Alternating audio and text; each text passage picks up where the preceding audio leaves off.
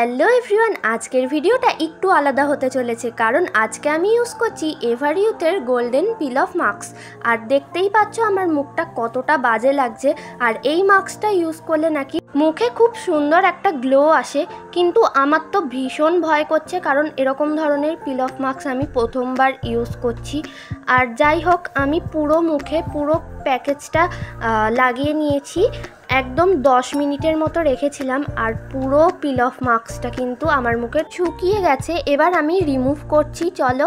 আর আমার কিন্তু রিমুভ করতে গিয়ে একটু ব্যথা লাগছিল কারণ আমার কিন্তু ফেশিয়াল হেয়ার আছে অনেক মুখের মধ্যে, তাই জন্য আমার একটু লাগছিল ঠিকই, কিন্তু আস্তে আস্তে যখন আমি তুলছিলাম আমার তুলতে কিন্তু প্রচণ্ড মজা লাগছিল।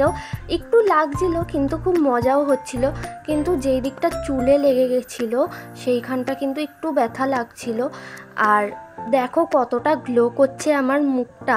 আর এখন আমি ইউজ করে নিচ্ছি ফেয়ার অ্যান্ড লাভলির একটা ময়শ্চারাইজার, কারণ মুখটা প্রচণ্ড ড্রাই ফিল হয় এই পিল অফ মাস্কটা রিমুভ করার পর।